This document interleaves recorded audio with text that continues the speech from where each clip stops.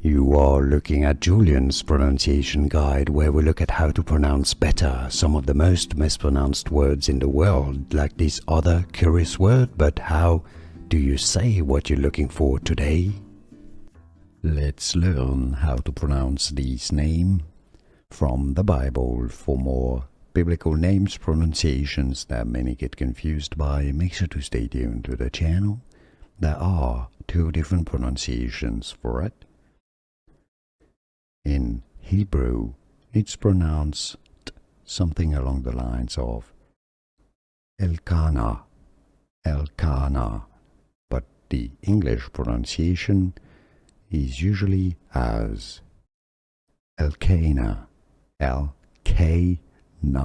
stress on the K syllable, so Elkanah or Elkanah. Now you know.